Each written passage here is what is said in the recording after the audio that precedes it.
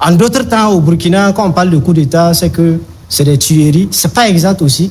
Parce que pendant que actuellement nous avons des gens qui ont pris le pouvoir par les armes, on a aussi des Burkinabés qui sont en détention à la maison d'arrêt de correction parce qu'ils ont fait un coup d'État en 2015. Et je crois qu'au Burkina, on a ça. Sous Blaise Compaoré, c'est vrai qu'il y a eu le 15 octobre 87, il y a eu le coup d'État sanglant. 89, on a fusillé des gens au motif qu'ils auraient essayé de faire quelque chose. Mais après, en 2003, on a jugé des Burkinabés aussi, le capitaine Wali.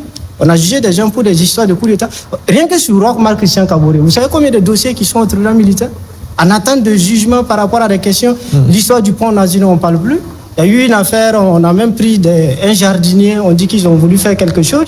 Il y a eu le dossier du colonel Barry. Tout ça sont des dossiers qui sont en attente. Donc, ce n'est pas nouveau. Il faudrait que souvent, qu'on essaye aussi d'être de façon factuelle. Sur le fond de la conférence de presse du procureur militaire. Sur le fond, moi je crois que sur l'aspect judiciaire, aujourd'hui, il y a de gros défis. Et moi, il y a un aspect qui a retenu mon attention. À la fin de sa déclaration, le procureur militaire lui-même dit qu'il vient d'être saisi encore par un autre dossier d'atteinte à la sûreté de l'État. Moi, l'enseignement que je dis, parce que ce sont des dossiers judiciaires, je n'ai pas tous les éléments, mais toujours est-il que nous avons un certain nombre de personnes. Moi, je relève de façon factuelle qu'il y a des gens qui ont été interpellés ou enlevés ou arrêtés, si vous voulez. Et vous avez au même moment des gens qui ont déposé des plaintes aussi parce qu'on ne sait pas où se trouvent leurs proches. Je crois que ça aussi, c'est une réalité. Et certaines plaintes sont sur la table du même procureur militaire. On n'en parle pas sur des questions de séquestration ou d'arrestation. Si on sait qu'il y a des procédures, il faut informer les familles qu'il y ait droit de visite, que les avocats puissent assister. Moi, je crois que ce sont des enseignements qu'il faut tirer sur 2 points. Sur le plan politique, vous finissez rapidement. Vous voyez, c'est pour cela tout le temps, on dit les coups d'État, c'est pas bien. Parce qu'on est dans un perpétuel tout le temps.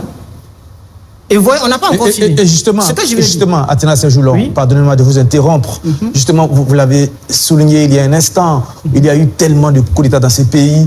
Est-ce que ce n'est pas le moment d'arrêter avec cette pratique? Je veux dire qu'à un moment donné, il faut mettre fin à ce cycle de violence et de prise de pouvoir par les armes. Le Burkina Faso n'est pas un pays maudit, pardon. On est en pleine guerre de lutte contre le terrorisme et ce qui intéresse, c'est comment prendre le pouvoir par la force. C'est quand même assez désolant. Triste et c'est malheureux. Nous sommes la risée du monde. Je suis tout à fait d'accord. Et je crois que vous pouvez témoigner sur votre plateau. Je ne suis pas un putschiste. Je n'applaudis pas les coups d'État et je ne suis pas dedans. C'est pour cela qu'on a toujours dit qu'il faut faire de telle sorte qu'on puisse respecter les textes. Nadamega. Non, je vais relever rapidement. Les deux leçons à tirer. Voilà, rapidement sur l'aspect sécurité. Vous voyez, aujourd'hui, ça nous disperse. Et le sentiment humain de ceux qui sont là, quand c'est comme ça, on se barricade. La question, c'est que nos moyens matériels, sécuritaires, financiers, aujourd'hui, vous pensez qu'à 100% on mobilise forcément pour lutter contre les terroristes, alors qu'on sait qu'à tout moment, il y a des gens qui complotent. On les mobiliserait où? Non. Vous avez une situation, presque chaque 3 mois ou 6 mois, on dit qu'il y a tentative de déstabilisation. Le sentiment humain, vous et moi, on va se barricader. On va se barricader. Donc, c'est dit que finalement, on se disperse. On sort ce que vous dites, c'est qu'il y a possibilité que les armes et les hommes qui devraient faire la guerre pourraient être réaffectés à la protection des pouvoirs à Ouagadougou pour parer à une éventuelle tentative de coup d'État. C'est ce que vous dites. Voilà, soyez plus explicite, on n'a rien à cacher dans cette émission. Madame Bega, sur la performance du procureur militaire, ce qui vous a convaincu dans le fond? Avant de revenir effectivement sur la performance du procureur militaire, permettez-moi de revenir sur certains points. En fait, arrêtons de faire des analyses fiction de problèmes réels. Qu'est-ce que j'appelle effectivement des analyses fiction? Il y a eu un coup d'État. Il y a eu un autre coup d'État. Et l'une des missions effectivement de la transition, c'est de travailler à ce qu'il n'y ait plus de coup d'État.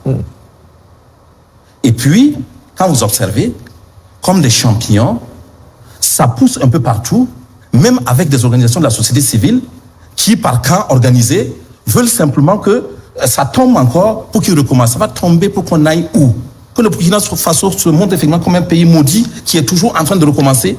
C'est pourquoi je pense effectivement qu'aujourd'hui, chacun doit prendre effectivement sur lui de mettre une pause sur ses petits appétits et attendre effectivement, contribuer pour que ces gens-là, ils ne vont pas rester là longtemps. On a donné 5 ans effectivement au président Ibé. C'est pas une éternité. C'est pas une éternité. Et mieux, on dit effectivement à l'intérieur qu'ils peuvent effectivement réorganiser ça avant. De toute façon, il ne faut pas regarder ça comme Nous sommes tous des Burkinabés, à moins qu'on ait un problème particulier. Pour un pays, 5 ans, c'est quoi, même s'ils vont au bout de 5 ans? Et ils vont être obligés ou de se contredire, ou d'avouer effectivement l'impuissance, ou de créer effectivement des conditions de changement réel, et les gens effectivement vont les plébisciter. Donc, les petites tirailles à Hué, à Diaïve, ce n'est que ceux qui tirent qui sont contents. Procureur militaire. Maintenant, sur le procureur militaire. L'objectif du procureur militaire, excusez-moi, ce n'est pas de convaincre qui que ce soit. C'est d'informer effectivement le public, les citoyens, de ce qui est. Et de laisser effectivement le travail se faire avec les éléments qu'on a aujourd'hui, mais les autres éléments qu'ils vont effectivement collecter. Et que toute action de chercher à convaincre ou pas peut influencer. Et il s'agit effectivement d'un dossier très grave. Si on dit effectivement que la forme n'était pas bonne, c'était pas pour simplifier ou négliger la gravité de la situation. Absolument, c'est le fond du dossier maintenant. Exact. Maintenant, pour ce qui est du fond du dossier, nous savons tous également qu'il faut accorder à la justice le temps. Ben, c'est pourquoi on dit dur à l'ex. C'est-à-dire que c'est-à-dire qu'effectivement la loi est dure, c'est la loi. C'est la loi. D'accord? Donc, il va avoir vraiment des frustrés, il va avoir, mais que chacun prenne effectivement son mal en patience. Maintenant, un dernier mot sur enlèvement. Écoutez, sortons de la sémantique qui sert effectivement à des groupes. Pour quelqu'un qui veut effectivement dénoncer quelque chose, peut utiliser une métaphore. Mais tant qu'on s'étale, on s'écarte effectivement des faits, c'est ce qui apporte ça. Restons sur les faits. Les gens ont été arrêtés. Ils n'ont pas été effectivement enlevés. Pourquoi ils ont été arrêtés? Maintenant, l'arrestation peut être illégale. On peut dire effectivement que l'arrestation est illégale parce que ça n'a pas respecté effectivement la règle. Parce que dans le cas d'enlèvement, on ne sait pas du tout qui l'a enlevé. On ne peut même pas se faire une idée. On ne sait même pas où il faut et avec qui il faut aller négocier. Mais tout en ayant effectivement la compassion pour toutes les familles qui ont eu des personnes arrêtées de façon illégale et en condamnant effectivement que c'est été illégal, il faut reconnaître que c'est loin d'être des enlèvements. Donc vous dites que pas d'enlèvement, mais il faut plutôt dire arrestation illégale. C'est des arrestations illégales. Tant qu'on ne veut pas faire de la métaphore pour servir ses propres causes. C'est votre pensée, Khalifa Rasseri, sur la performance du procureur militaire? Mais c'est la performance d'un procureur militaire. Ils ont tous en commun. Le tribunal militaire est un avatar du tribunal. Ce n'est pas un vrai tribunal. Ce n'est pas une juridiction viable. Tout le monde le sait. Voilà. Et tous les pays qui sont en brasier et qui maintiennent encore des juridictions de ce genre, évidemment, vont sombrer dans des situations d'irresponsabilité et d'inconfort en termes de procédure et de raison. Voilà, c'est comme ça. Je vous prends l'exemple, pendant la Seconde Guerre mondiale, le général de Gaulle a été jugé 2 fois en 31 jours. Premier jugement, il a pris 4 ans de prison ferme, confiscation de ses biens, un abattement de galons. Il venait d'être général, on le rétrograde colonel. Le maréchal Pétain, dont De Gaulle est le petit, parce que De Gaulle n'a pas eu de chef militaire autre que Pétain. Il n'a connu que Pétain durant toute sa formation jusqu'à être... Et c'est toujours Pétain qui l'a proposé à ses différents grades. Donc la haine s'est installée entre eux parce que De Gaulle est allé à l'exil. Voilà. Et donc il a demandé un second jugement. Donc clairement, il a demandé au tribunal la peine maximale, ça a été donc la peine de mort. Évidemment, ça n'a rien donné. Vous avez des cas à côté de nous, au Sénégal, en 62. Voilà. Et toujours les membres du tribunal, après, ils confessent eux-mêmes. On nous a dit de faire ceci, c'est pas sérieux, c'était comme ça. Le président du tribunal militaire qui a condamné De Gaulle est l'un des premiers. Si vous regardez les images, quand De Gaulle rentre en France la première fois, il fait, regardez bien, un des généraux qui court vers lui. C'est le président du tribunal, du 2e tribunal militaire.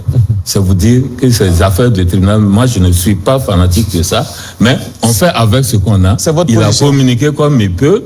Évidemment, le plus important est que la paix, on aille vers la paix, c'est-à-dire donc déjà la victoire. Et que les enquêtes suivent leur cours aussi dans les cas de toute façon, on saura, tout se saura. Les gens vont faire des confessions ici, vous verrez. Non, c'est juste un élément. Comme il a parlé du tribunal militaire, je voudrais rappeler, c'est vrai, il y a eu la commission constitutionnelle, la 5e République qui est dans les tiroirs.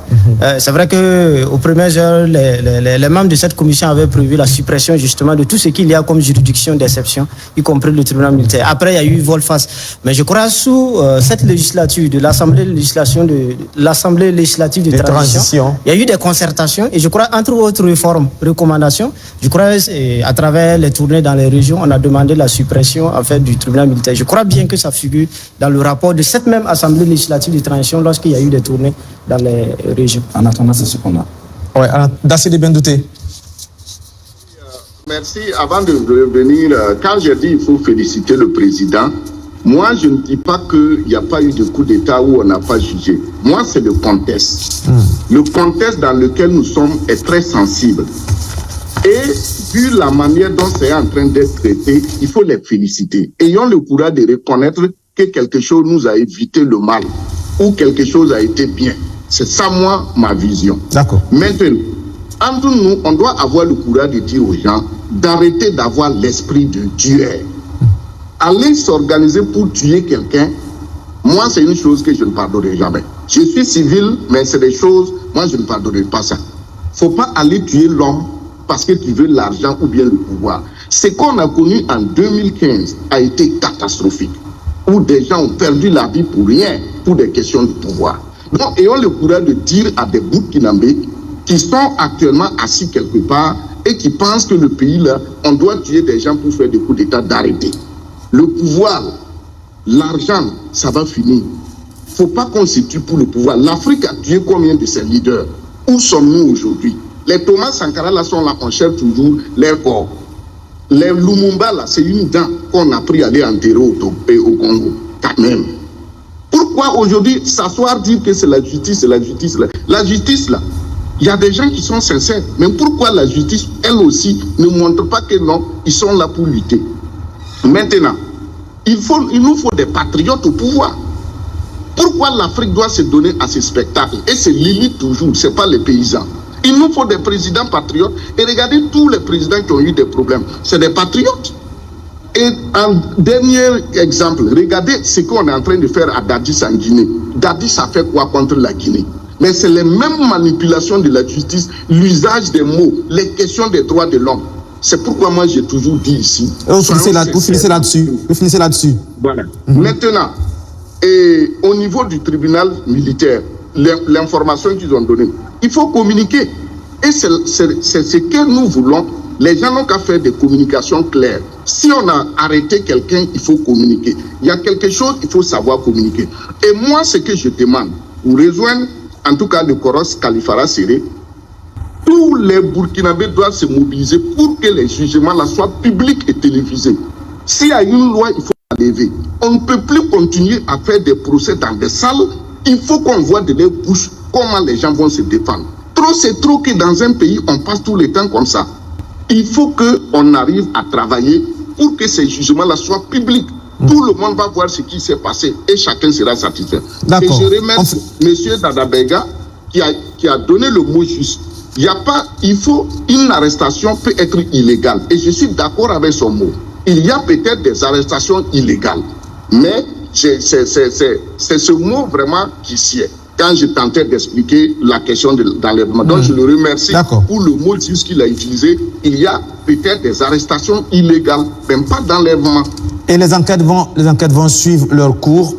Certainement que dans nos prochaines éditions, on en parlera quand il y aura du progrès dans ces enquêtes-là. En attendant... Merci d'avoir regardé la vidéo.